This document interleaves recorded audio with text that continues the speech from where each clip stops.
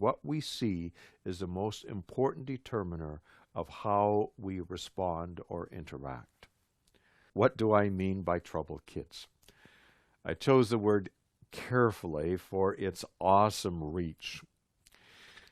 By troubled kids, those with troubling symptoms, having trouble, troubled thoughts, making trouble, troubled emotions, getting into trouble, the troubling behavior, trouble functioning, and we could add helping children in troubled times like children of war. Is there really so many kinds of trouble? So many distinct troubling syndromes? Or is there some kind of singular trouble at the core that manifests itself in a myriad of troubling symptoms?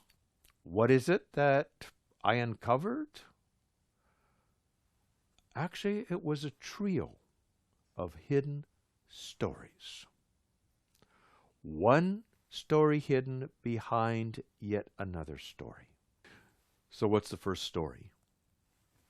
First story, a remarkable similarity between all of the individuals in all the different arenas is it struck me that they were functioning remarkably like preschoolers in many different ways. Their impulsiveness, their lack of integrative functioning.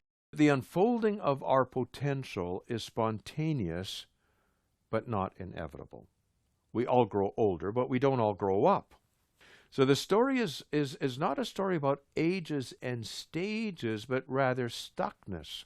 Well, what drives these maturing processes? What is spontaneous but not inevitable? The story, in a word, is feeling.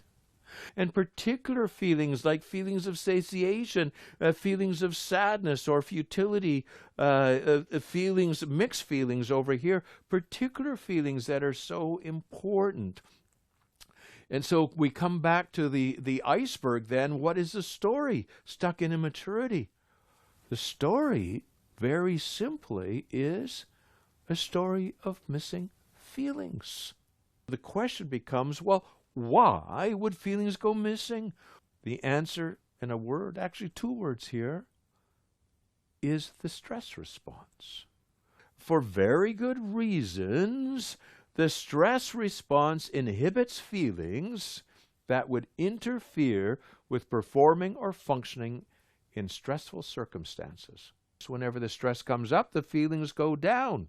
This is for good reason, to increase our ability to perform, which is what we value tremendously in our society. That's why we don't tend to know when feelings go missing, because performance generally goes up, not down. A child does better at school, and so on, all kinds of things. But the feelings more likely to go missing, ironically, are feelings of missing. But the stress response is supposed to be part of a bigger picture. Over time, ideally, when you get back to school, after the performance is finished, when the stress is finished, the feelings bounce back. Nothing will bounce back unless our feelings bounce back.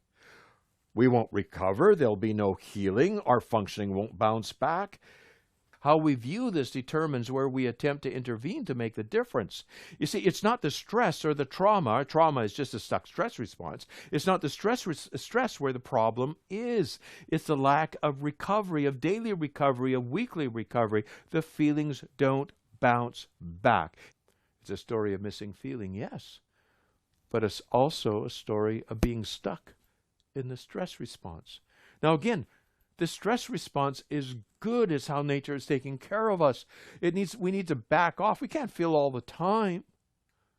That's way too vulnerable. But we must feel some of the time.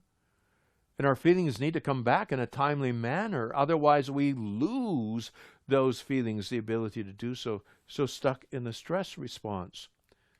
A story of unrecovered feelings. But what is it that distresses us? Well, we look at stress here, and we've been studying stress for a long time. All of these are different manifestations of facing separation. Togetherness is our preeminent need. It is nature's plan for how it is to take care of us. And so if it gets us attached, we take care of each other. So what is the greatest stress? Facing separation. That is our greatest threat. Now there's many, many manifestations and faces of separation. So many different aspects of that lack of connection, lack of contact. So this is the face of stress. Now, the stress must end. At least there must be some momentary place of safety for the feelings to bounce back. If it never ends, there's a problem. And if there's no safe place for feelings to bounce back, there's a problem. The stress response is stuck.